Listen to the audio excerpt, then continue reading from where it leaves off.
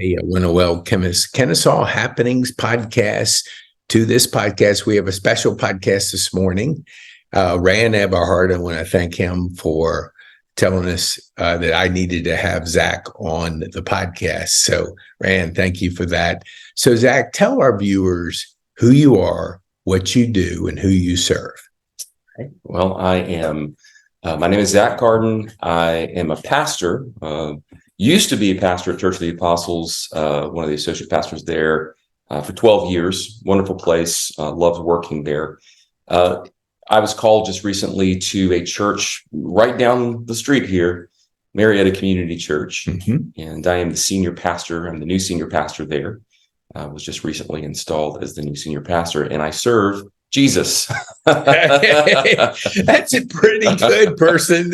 I love that. Nobody's ever said that on the podcast. So you're the first. I mean, I've got other authorities, but do you want to go to the top? Yeah. I always like to keep things simple. So it's like, okay, yes, we serve this, but ultimately Jesus. Yes. Okay. So tell us, I'm always curious when somebody works for 12 years and is established and really has relationships. So tell us about what you were thinking when Marietta Community Church came knocking on your door. Well, I will say that I met the head of the Pastoral Search Committee who had reached out to me. Someone had given them my name. So he reached out to me and I thought, okay, I'll meet with them and give them a couple of names of some people I know. So I did that, and he said, well, what about you?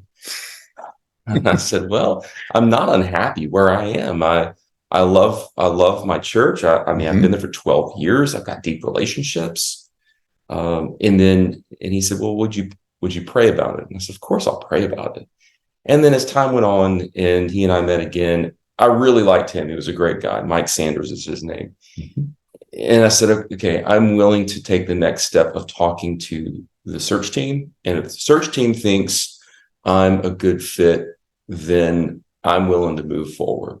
And so fast forward, I had to make a very, very difficult decision of, am I called to this new church or am I called to stay at Church of the Apostles? And I felt like the Lord was telling me that I had done everything that I was called to do at Church of the Apostles. And I think I described it as this: you're being, you talk about that higher authority who I serve. People have been moved from town to town by their corporation, right? Well, I felt like Jesus was saying, okay, you served your time right here. Now I want you to go over here. And that's not my choice. That's his choice. And I love the community where I am now. I would be lying to say I didn't love the community where I came from. I love those people. I was with them for 12 years. And so those relationships are deep, and I still connect with them. I still love them, but that doesn't diminish my love for where I am now. I absolutely love the people where I am now. What would you, I love that, but what would you say, you had an established team down there at the Church of the Apostles. Now you're building a new team. Yes. What can you tell our viewers? I mean, it's obviously challenging, no doubt about it. So share with our viewers what you try to do within the Marietta Community Church and building your relationships and your team there. Right. Well, I think the biggest mistake that guys make, the biggest mistake that pastors coming in make is what everyone really, the worldly idea of, I'm just going to clear out everybody and then bring in my own people. I just don't think that's helpful. I mean, that may work in the corporate world because there are fewer repercussions for that. So what I tell people is in a volunteer-based situation versus a corporate situation, relationships are important no matter what, whether you're in the corporate world or whether you're in more of that nonprofit world. But when your customers are the people who are connected to the church, they're connected to people in the church. And so when you disrupt one person in that, you've disrupted the whole system. So just because you have this thought that you want to do X, Y, and Z, and you remove someone because it doesn't fit with your whatever, your personality or whatever, you can't bend to that, you disrupt so much. And it upsets the orbit of everyone else. And so when you see churches that fire, it really disrupts the organization, because they don't realize that then you lose 5 to 10 people or 20 people at a time in a larger church when somebody that they love goes. So if I take Peter, I believe it was Peter who said it. Don't quote me on this. But if at all possible, pursue peace with everyone. And, there's times when that's not possible. There's times when you have a team member who is creating the problem, and you have to address that. You can't let that fester. I've done that before. You can't let that fester. But if that's not the situation, if you're just dealing with personalities, you cultivate, shape, and love and pour into those personalities. And so I agree with harmony in the workplace. I agree with harmony on the team. Disharmony, gosh, it just creates more problems and fear on a team when you feel like when you feel like you've got a target on your back. It's just not. It doesn't create health in a team. No, I totally agree. I just up the street from where your church is, I don't know, it was maybe 15 years ago when they made a change, and the new person they brought in lasted 8 months because he did what you just described. And then when you don't embrace the relationships and the people within the church, because the church is relationships. Relationships everywhere. Absolutely. We can get outside the church and it's relationships, but it's deeper because it's not a business relationships. It's a deeper spiritual relationships. And when you disrupt that, that's what happened. And the church split. And then all of a sudden, now Rob has done a fantastic job of building it back over how many years? 15 years. But I think that just what you described was played out in front of my eyes, and I saw it. So I understand completely what you're saying. I like that's really good. So our viewers, I think that's so important to embrace the relationships that are currently, whether you're in business or in the ministry or wherever you're serving, there's wisdom within that. People that have been that are there. Let me say this, and I don't want to issue a challenge to people who have teams they work with.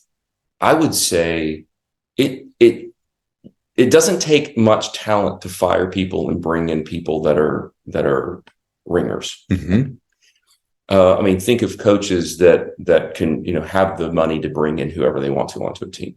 It takes real talent to pour into, cultivate, and create a team out of people who you didn't choose. Right. And that's what takes the real skill. So I would say anyone can build a team if they could fire and have money. And I'm talking corporate, I'm talking teams, but baseball teams, football teams, etc. I've always admired the coaches that walk into a situation and take a group of people and just they're able to coach it into greatness. I think of the movie. What's the one with Gene Hackman? The basketball movie. Oh, Hoosiers. Yeah. Hoosiers. I love Hoosiers because he just takes this group of kids and it's the coaching that gets them where they need to be as a team. It's not, okay, I'm going to get rid of all these guys. Now, the problem people leave. That's what we're talking about. The problem people leave. Right. But that's not what you're dealing with half the time. Half the time, you're just dealing with people who love, in a church situation, love the Lord, want to serve the Lord, and they don't need someone coming in here and killing their passion. Yeah, that's thanks for sharing that with our viewers. It is, and and I think it's too is how you think about things, and if you think, because I know I saw it played out at Home Depot when they brought in, I think his name was Nardelli, and I knew people that worked there, and he cut staff at store level. Service went down. Of course, they replaced him, and the gentleman that came in there, I want to say his name was Blake. He was, and it was a guy that told me this story. You might know him, Jeff Henderson. Do you know Jeff? Okay. Well, he Gwinnett Community Church, Buckhead Community. So anyway, so he shared how many thank you notes that he sent on a regular basis, appreciating the team.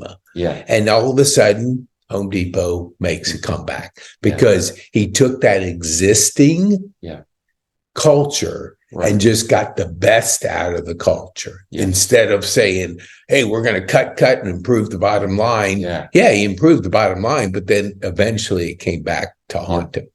So before we came on the air, you really said something I want to ask you about on the air. So tell me about your podcast for kids and what you are doing there that our viewers can get a better idea of, one, tuning into the podcast, but why you put that together. Gosh. Okay. So I do a podcast, it's a Christian podcast for kids with a couple of guys I did college ministry early on at Church of the Apostles. And I met these guys who were SCAD students at the time, and they were doing all this talented stuff. But it was puppets, and they were doing that for more of an adult avant-garde situation. I saw it, and I was like, have you ever thought about using this for the kingdom for kids? And they were very open to that because they wanted to do something, as they say, that their grandparents could watch and appreciate. And so we started working on a animated thing we have some animation, but animation costs a lot, and animation takes a long time. So we moved into the podcast world. And what we did is we created a bedtime podcast for kids, where it's a story of this little dog character named Gray Bobby. And we got that from Greyfriars Bobby. If you ever heard that story of the dog that was so devoted to his master that he would meet him every day after work. And then when he died, he went to his grave and stayed by his grave every day until he was shooed out of the cemetery. And then they built a Greyfriars cemetery, so that's why they called him Greyfriars Bobby. And so we contracted that to Gray Bobby, and it's a little dog character, and he teaches life lessons tied to scripture, theology that is woven in through it. And right now we're going through the Proverbs. It's a nighttime thing for parents. This is for parents and grandparents. So parents can learn, this is how you do a bedtime devotional. You have some devotional material, a Bible passage, you talk, you sing, you pray, you lay down. And it's once a week, but we're trying to create that cadence in their life where they learn how to do this with their kids. Because if we don't teach the next generation, and there's so much lacking theologically in the next generation, if you look at the studies, and parents don't even know where to start. It's more that they don't know where to start. That getting this in front of them is kind of it helps parents walk through this stuff and equips them. And grandparents, it gives them an opportunity to share something with their grandkids where they can talk about their faith with their grandkids. So, wow. Well, we're going to put in the show notes a link to that podcast. Gray Bobby with an E. Okay. Oh, yes. I like that you have a team of creative people. Yeah. They're the creatives. I know. I write stuff and they make it better. And funny and you gotta animate for kids. And there's a gentleman that he's been on our podcast, Tony Van Dyke, and he does cartoons for Christ. And so he teaches Sunday schools at churches and uses characters as his learning mechanism. And I'm telling you what, he showed me a couple of his videos. It's just so, you got to know who you're trying to touch. And if you're going to touch them kids, it's got to be cartoons and animation. I mean, Disney made a pretty good. It's incarnational. Yeah, Jesus came into our world. We got to get into each other's world, and that one of the things at Marietta Community Church, we really want to focus on those young families and those kids. And I've loved kids. I've served kids. I used to teach the VBS as the master teacher at VBS. They're fantastic putting on VBSs at Apostles. But I got to slip in there and be able to teach the kids. And it gave me joy to be able to be with them, goof off with them, become this character and just have some fun with them every year. Yeah, that's so good. When you built the church, I watched it being built and stuff. And so when Rand called me, he had said that the pastor that was there was retiring. So I know you touched on building the team. When you step into a role with a person that retires, it's different than moving on to maybe a bigger church or, a different area. Right. What challenge did you face? Like, everybody's used to a certain pastor and you see that. So what can you share with our viewers? Where was your challenge? Well, Dave is a really great guy. I mean, I think I would say this transition wouldn't have gone half as well if he weren't the great guy that he is. Dave and his wife, Loretta, have been very nurturing to me and my wife. And I appreciate that about them. They're just so open-handed. And I would advise anybody who may be going into a situation where they're taking over for especially a founding pastor. Yeah. As Dave was, to make sure that person's personality is open-handed, that they are willing to nurture, and they're the ones that are encouraging this. And I think the retirement situation really does give us the opportunity to, Dave, the freedom to say, hey, I've run the race. It's going to look different now. He's not going to get out of ministry. He'll still be ministering to people, right? Even as he moves on in retirement. One of the best things I think that I've seen in other churches is I know a big church where the senior pastor started worshiping somewhere else. Like, so if the senior pastor moves on, he's going to be local. I think that he probably needs to, at least for the first year, worship somewhere else to give the new guy some time. Yes. And because I've seen it in situations where the pastor remains the emeritus and stays there and sits in the pew.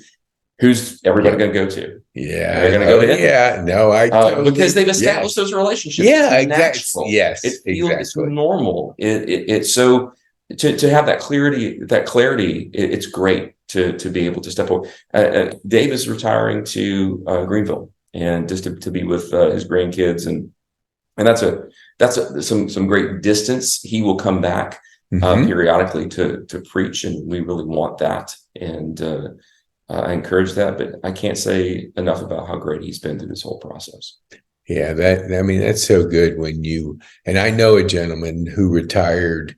And he's a golfing buddy of mine. And so when he retired, I think it was New Hope, and he left there to go to Sanctuary because he wanted to give that new pastor room, because you're exactly right. If you're sitting there, who are people going to come? Just naturally. Right, naturally. Yeah. And so what would you say, like, maybe you can have him, I would love to talk with somebody that, when you retire as a pastor and you're used to preaching every week, now you're not preaching. So you're shifting your energy and your focus to a different area of the ministry, to understand really what that's like. Because, we obviously have people retiring from the ministry as pastors. It's like, you don't just, because there's a gentleman here. And I think, Don, I'll reach out to you. And he came here and he still goes and serves. And he's, like you talked about, the wisdom in age groups. Like, why don't you explain what you share with us, the 20 to 40, just advice that our viewers might be able to benefit from? I think that what's happened in the church scene is that we've now got, either churches that are mostly older people, And then we got churches that are mostly younger people. And we've done that because we can't necessarily get along on how we want to worship. That's typically what it is.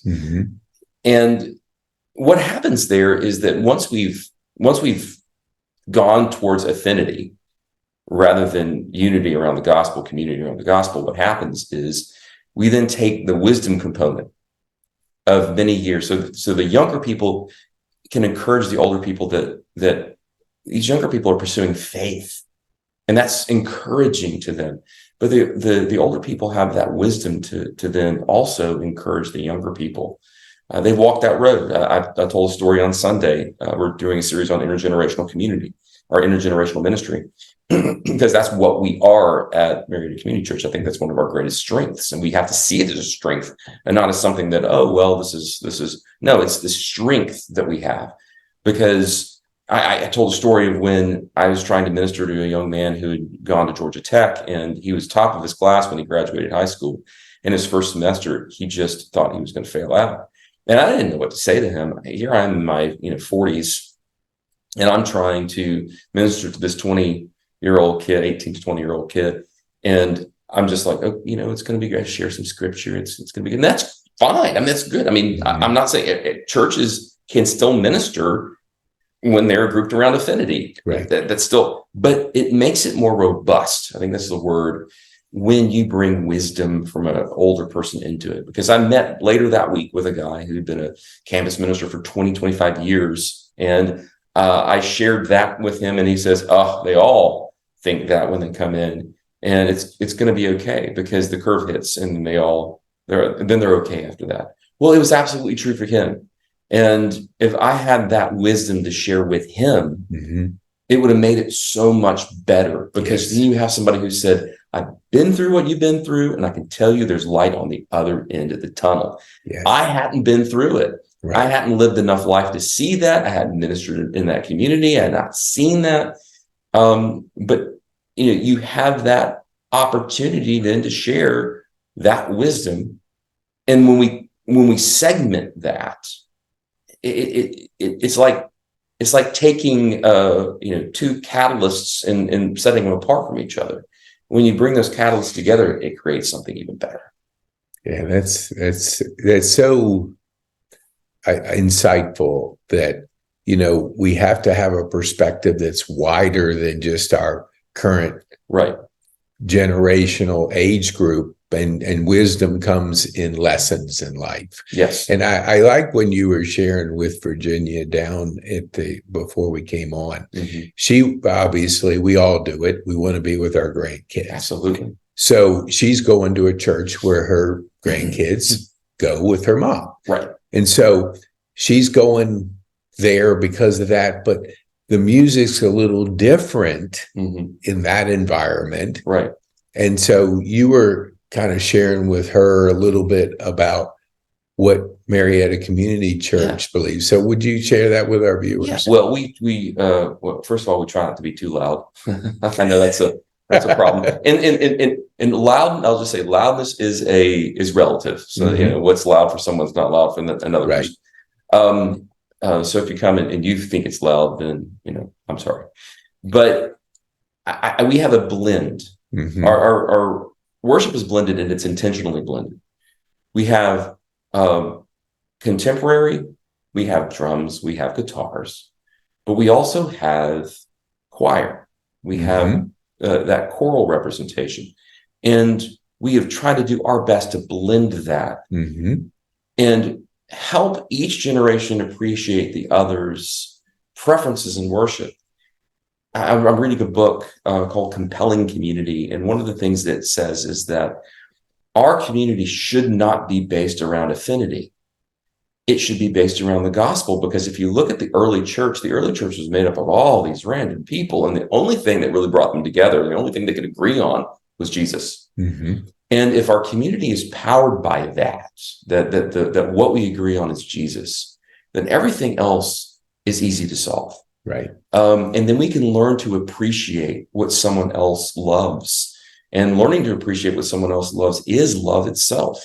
And that's what Jesus puts in us through his Spirit. Yeah, having been through a stroke, noise bothers me, like a horn, a sudden noise. So I visited a bunch of churches before I joined one, and noise was a big criteria for me, just because it was personal. I mean, I don't wear hearing aids, but I'm very sensitive to noise. And so I went to a couple of them, and it was just it took away from the message of Jesus. I think we have to be sensitive to that. What you said is, and plenty of people, I hear a number of people say, I grew up with choir, but I can't find a church that has, that element, because it's beauty in that kind of worship. But we don't want to be so geared towards contemporary music that's loud that we isolate the people that are a little sensitive to sound. And we have to be careful in the church that we don't prize performance over people. And because if we're preaching, here's the thing. We love to preach that the gospel is not about performance. It's about what Christ did. And then out of gratitude for what Christ did for me on the cross, I live my life in obedience, not because I'm earning it, but not because I'm trying to perform, because I am so thankful for what he's done and I want to walk after him. It's like when you love somebody so intensely, you want to please them. We say that from the pulpit, but then we create this performance mentality that if you're not good enough, you can't be, whatever. And there's some truth that it can be distracting if someone, can't hold the key and can't sing well. That's one thing. But when we create worship as performance, I feel like we've missed the point. Worship is it is from our heart. It is an overflow of our gratitude for who Christ is, what he's done for us. People want to be a part of that. And to eliminate people being a part of that really shortcuts what church and worship is all about. Yeah, I like that, how you describe that. I haven't asked Rand this, and it just dawned on me when you said 12 years with the Church of the Apostles. I always like sports analogies, and I'm curious on strategy, just as a mindset, and how at Alabama, it seems like every year they come in, they grab all his assistants, and he has to build back the team.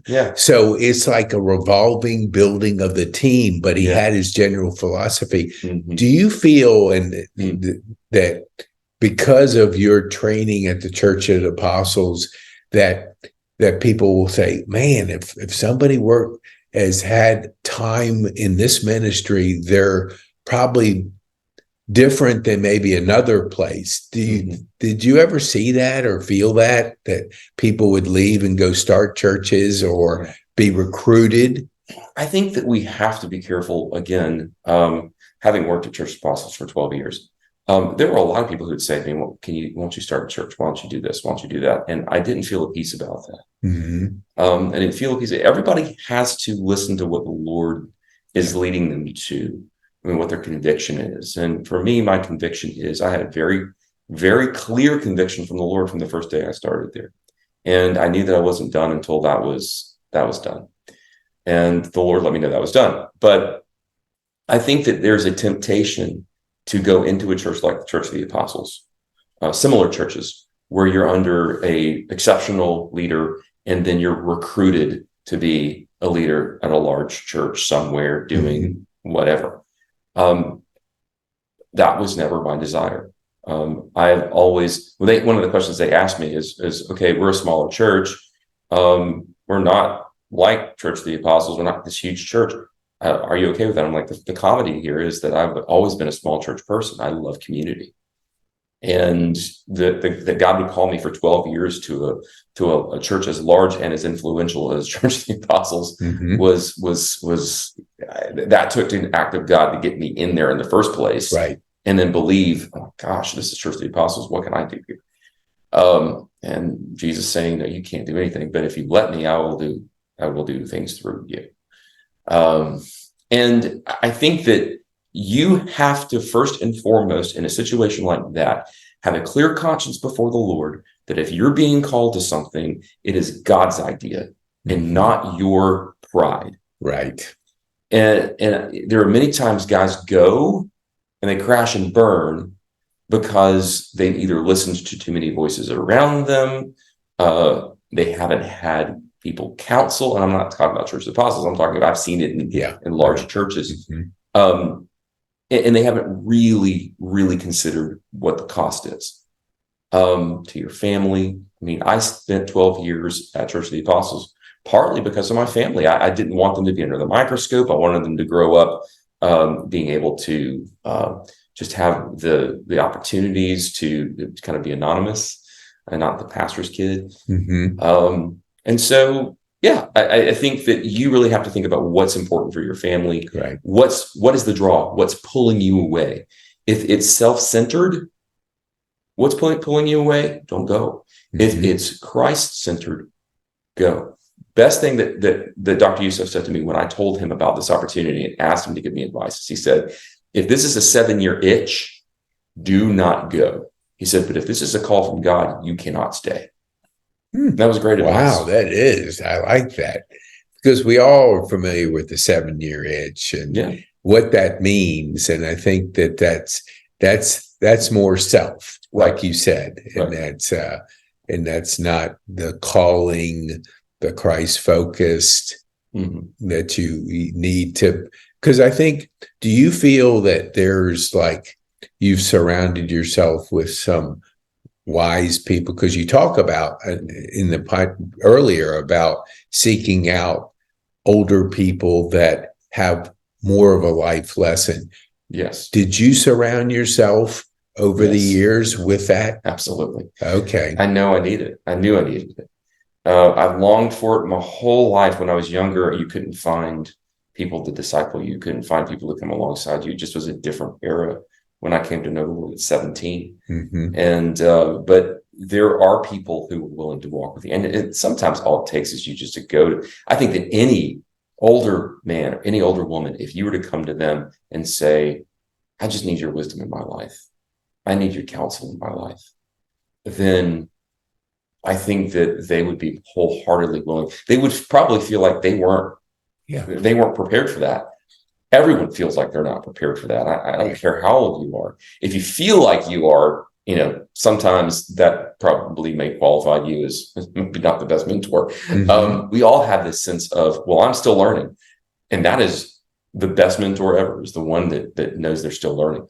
There are people I go to. When I made this decision, I probably asked, my wife is like, well, everybody's going to know that you're doing this because you're telling everybody. I'm like, that's funny. I said, but I need wisdom, and I cannot make this decision in a vacuum. I have to process with people that I trust and I love, and I process with people younger than me that I had trained. I'm like, how's this going to affect you if I leave? And older people, tell me what I don't know, what I'm not seeing, where my blind spots are. Yeah, I love it. I love the analogy of we all have blind spots. We do, no matter what. And if you can't identify your blind spots, they'll come back to bite you in the butt. Because it's just like we only learn through lessons of, and no matter what we go through, if we seek out what lesson was God trying to teach me through this experience, we become a tad bit wiser. Right. But, if we think we have all the answers, well, that doesn't turn out very well. Right. So I want to wind it down because I know you're busy, but you are close enough to Overture that maybe we can twist your arm to come back. And because the journey that you're on of really taking over from a retired pastor and, and building within Marietta Community Church, the community in there is one that I think our viewers would really appreciate, because it is not an easy thing. It's a skill that has to be learned. Right. And then I love the idea of where you're going with kids and the podcast and the animation. So maybe we can get an update from time to time on how you're doing there and help you to get that in front of more people, because it's needed. So as we wind down, tell people how they can get a hold of you. Okay. Just go to the website. My email address, I'll give it to you, is Z Carden, CARDEN, at MariettaCommunity.church. So when you think of my last name, I always tell people, think of a car driving into a den, and you can't misspell it. Yeah, that's good. That's good. And so last, we'll put it in the show notes for people that are driving, so they can just go down and click on there and be able to. And for people here at Overture, Zach is just down the road. I think, how long did it take you to get here? Gosh, from my house, it took me 12 minutes. From the church, it would take me probably less than 5 minutes to get here. Wow. So if you're looking for a church 5 minutes away, that east-west connector is pretty easy. I mean, I went by last night because I was at North Metro, and we went down to a Mexican restaurant down the street. And so, I mean, it was so quick to get from where your church is located on the east-west connector to Overture. It's like, wow, you could almost ride a bike down there. You could. I'm very thankful that I don't have to fight Atlanta traffic every day. That's one of the blessings of taking Marietta Community Church as well. That's a good one. If you're in Atlanta, you better be thinking of traffic when you decide where you're going to locate your house or your business or wherever, because if you're on the wrong side of traffic, well, you're going to be spending some time in the car. So I always want our guests to kind of leave our viewers with one thing that you'd want to share. Okay. Just one thing I want to share. Gosh, of all the stuff we've talked about, I would say we never stop learning. Don't care how old you are. We never stop learning. And God created community, older and younger, for us the younger to encourage the older to encourage the younger. Because the one who teaches is Jesus. He's the one who teaches. And when we remember that, he's the all wisdom comes down from the Father above. Well, when we remember that, wisdom can be in the heart of a young person. Wisdom can be in the heart of an older person. But if we don't get them together in the same room, if they just occupy the same space and don't relate to each other, we truly don't have something that's intergenerational. We have something that's multi-generational, but not intergenerational. That's good. I ask Rand that same question, and he blows me away each time. And he just kind of digs deep into an insight that our viewers can benefit from. So thank you. I want to thank you for being a guest and coming up the road to Overture. Thank you for having me. We look forward to, seeing your journey and what you've done at, what you're going to be doing down to Marietta Community Church, and especially your podcast for kids. Thanks. I love it. All right. Thank you, Zach. Thank you. Okay.